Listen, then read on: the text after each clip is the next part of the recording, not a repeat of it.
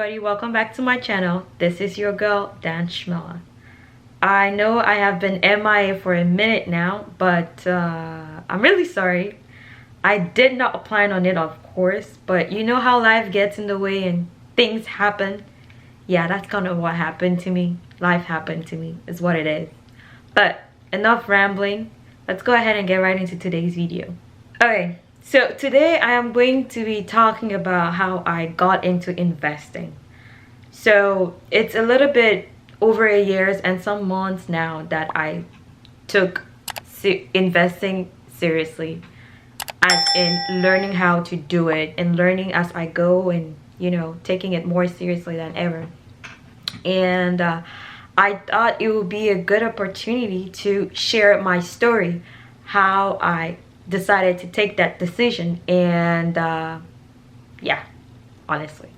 So the backstory into me investing, into me coming up with all these YouTube videos is pretty much this. I was at a point in my life where I had lost my job. I didn't know what I was going to do. The virus was ravaging the entire world, and it was pretty much clear to me that I won't be getting a job anytime soon. And so whatsoever savings I had at the time was not going to be able to see me through for as long as I needed to, or as long as I thought I needed to. And at the same time, the market crashed, and I remembered that I had some stocks that I had bought back in 2018, back 2019 or so, while I was still working. And I went ahead to look at how those stocks were doing, and of course they all were doing terribly, because pretty much at the time most of the stocks, except for stocks like Zoom, were doing very bad. And so I realized that, okay, the only reason why my portfolio is down is because of the virus and its effects on the world market and economy. And I was like, well, if things are set to go back to normal or to get better, stocks are going to get back up again. So wouldn't it be a better idea for me to invest my savings in it? The thought process is not as easy as I'm talking about right now. But I sat in my room at like 2 a.m. in the morning. It was March 30th. I remember. It was, no, not 2 a.m. On March 30th. I sat in my room at midnight, 1:30 a.m. or so, and I was just thinking, what am I going to do? How am I going to survive when I run out of my savings? And I was like, yeah, I mean, there are other options, like, okay, maybe I could do Uber or something, like a favor or something like that. But I was like, well, when I looked at my bills, especially my car note, I was like, I don't know, or I don't think I will be able to sustain this car note on Uber deliveries and things like that, or DoorDash, or I didn't think I was going to be able to sustain my car note on DoorDash or Uber deliveries and things like that. So I was like, I need to find something that's a lot more cost effective, because at the same time I was thinking, if I have to do all of that, then I'm depreciating my car a lot faster than it should. So I was like, I need to find a cost-effective way to earn money, or to make my money grow, without having to stress too much about my bills and things like that. So I sat in my room at like midnight, and I was just thinking through what I needed to do. And I also had the opportunity to look at my portfolio at the time and try to evaluate my situation. Where do I go from here? What do I do?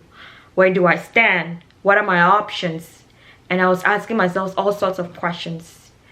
And then I remembered that, and then I thought to myself, okay, what if I invest all my savings, all that I have? And I started evaluating my risk and where I stand.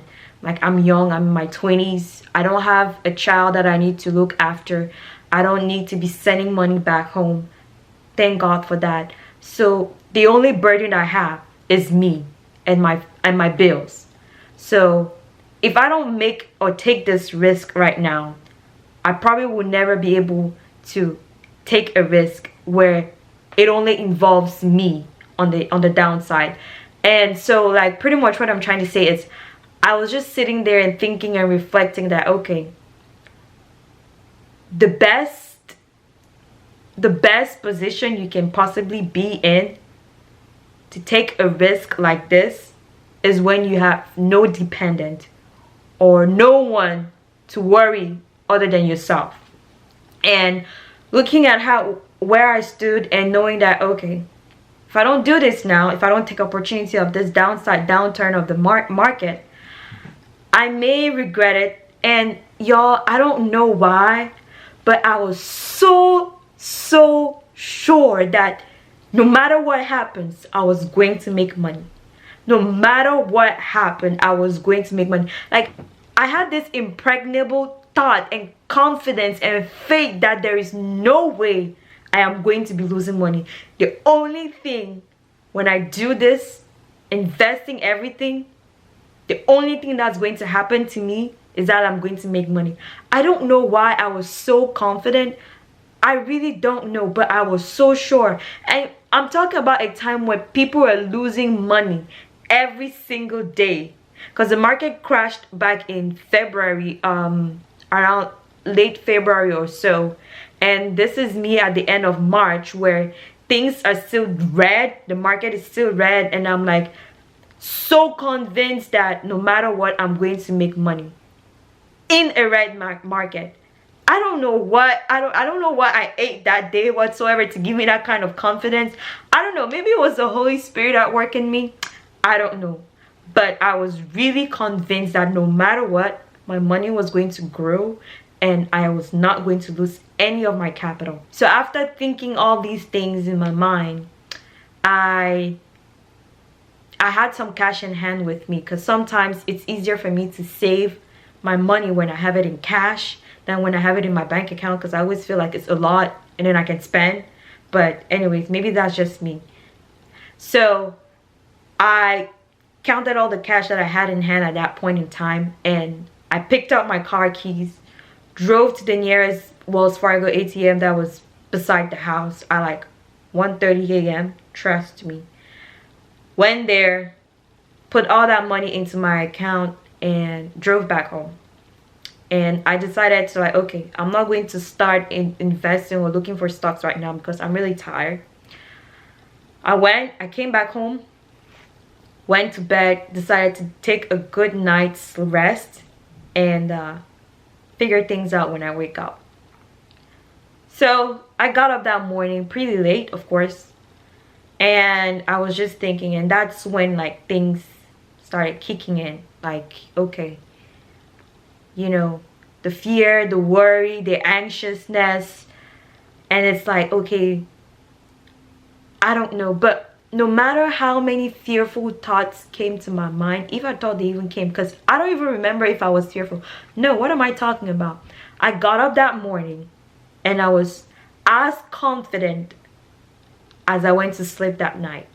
So my confidence level was this high. Like, you could not convince me otherwise that, Daniela, you stand a chance of losing money. I knew I stood a chance of losing money, but I was so convinced that there is no way I am going to lose my money that I got up that morning and I started researching the kind of stocks I should buy, researching the kind of things I need to pay attention to, researching the kind of factors I need to watch out for, researching a whole bunch of things. And in the midst of all that research, man, when they say necessity is the mother of all invention, that is truth, y'all. Because I was sitting there in front of my computer and like researching a whole bunch of things, and I just felt like sense was just kicking in my head. Like, you have no idea. Like, I was just thinking in a very pragmatic way, like,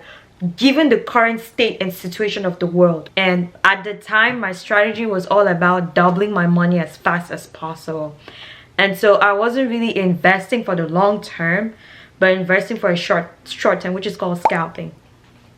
And so I started buying companies, holding for a little while. They double in price, and most of the companies that I was buying at the time were companies that were like influenced by the virus, or like had a direct, or yeah, had a somewhat direct relation to the virus and its impact in the world in one way or another. So these were companies that usually would double in size in the space of a few weeks or months. And so when they doubled or tripled, I would sell them. And that's how I grew my portfolio to what it is right now. And if you want more tips on like strategies and like how to look for companies, I have a video that I'm going to put a link of it right up here. Over time, I got really encouraged. I remember someone saw my portfolio, happened to see my portfolio at the start of it, and they looked at it. They happened to catch an eye of it, I think about 3 months out of me starting to invest, and they were really shocked and surprised because my portfolio at that time was like 3 times what I had invested, pretty much, give or take around 3 times. But I will see my money grow on a daily basis, and I will be really proud. I'll be really proud of myself and give a little tap on my back like I did that. But honestly, the purpose of this video is to encourage anybody that is still fearful or apprehensive about investing. I was blessed and I had the opportunity to jump into the market when everything was down and red. So I got stocks on sale and I was patient, and I went in there with a very driven mindset. Mind you, I did not know anything when I started. I had close to zero knowledge when it comes to investing when I started. I was very confident. You could not tell me anything, and I had zero knowledge about investing at that point in time. And even though I had bought some stocks in the past, no, I didn't know what I was doing at that point in time. But surprisingly enough, went ahead and invested my life savings. That is very crazy, but that crazy thing worked out for me. And crazy doesn't always work out for everybody. So take your time, do your due diligence. Thank you guys. Thanks for watching my video. I hope you had a great time, and I hope you were encouraged by this. I also hope that if you actually take that leap of faith and actually start with investing, do let me know. Let's, I'm all about supporting each other for us to grow together. So let me know what you guys think down in the comment section down below. Don't forget to like and subscribe to my channel. Tell a friend to tell a friend. And again, remember, let's all grow and get rich together.